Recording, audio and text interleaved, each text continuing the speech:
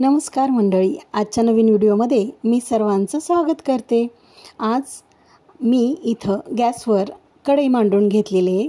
त्यामध्ये मी दीड चमचा तूप घालून घेतलेला आहे आणि त्यामध्ये मी 1.5 वाटी मखाणे घातलेले आहेत।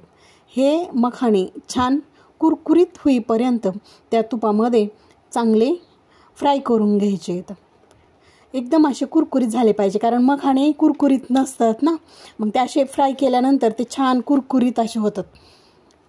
एकसारखे असे कुरकुरीत होईपर्यंत ते भाजून घ्यायचे।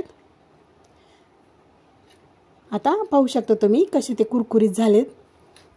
आता आपण काढून घेऊयात ताटामध्ये। आता हे ताटामध्ये आपण काढून घेतलेले आहेत। आता त्याच कढईमध्ये मी पुन्हा 1.5 चमचा तूप घेतलेले आहे। हे साजूक तूप आहे आणि त्यामध्ये काय करायचं, गूळ घालायचा। मी 1 वाटी इथं गूळ घेतलेला आहे। 1.5 वाटी मखाण्यांसाठी मी इथं 1 वाटी गूळ बारीक चिरून घेतलेला आहे तो, आणि त्यामध्ये काय करायचं, थोडंसं पाणी घालायचं आणि हा गूळ वितळून घ्यायचा कढईमध्ये छान, आणि म्हणजे चांगली त्याची चासणी करून घ्यायची। असा पाण्यामध्ये आपण पाहायचं चासणी व्यवस्थित झाली का, असं कुट्टा असा आवाज आला पाहिजे, त्याची गोळी तयार झाली पाहिजे आणि असं खाली टाकल्याच्या नंतर कुट्टा असा आवाज आला पाहिजे। अशा पद्धतीने ही चासणी आपल्याला तयार करून घ्यायची आहे। आता मला वाटतं चासणी छान अशी तयार झालेली आहे। आता खाली टाकून बघूया आपण त्या पाण्यामध्ये। हां, छान आवाज येतोय, म्हणजे आपली आता चासणी तयार आहे। आता त्या गुळाची चासणी तयार झाली। त्यामध्ये मी काय केलं आहे, 1 चमचा बडीशोप घातलेली आहे आणि 1 चमचा तीळ घातलेले आहेत पांढरे। आणि आता आपण जे फ्राय करून घेतलेले जे मखाणे होते की नाही, चांगले कुरकुरीत झालेले, ते घालून घेतलेत आणि ते छान आता त्या गुळाच्या चासणीमध्ये मिसळून घ्यायचे। चांगले कोट करून ते गुळाची चासणी चांगली त्या मखाण्यांना कोट झालं पाहिजे, अशा पद्धतीने ते त्यामध्ये हलवत राहायचं आहे। चांगलं मिक्स करून घ्यायचं आहे ते। पाहू शकता तुम्ही कसं ते गुळाची चासणी जी आहे ती मखाण्यांना कशी कोट झालेलं आहे।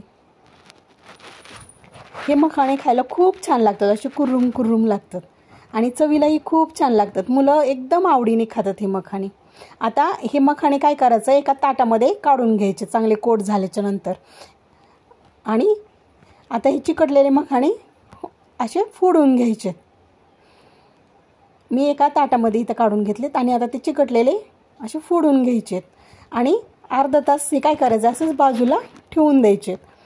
आणि अर्ध्या तासानंतर हे काय होतं, हे मिश्रण सगळं थंड होतं। थंड होईपर्यंत तसेच ठेवायचे।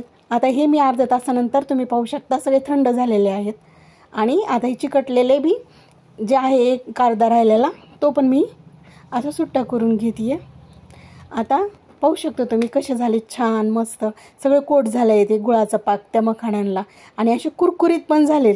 खायला पण हे खूप छान लागतात, मुलं खूप आवडीने खातात हा खाऊ।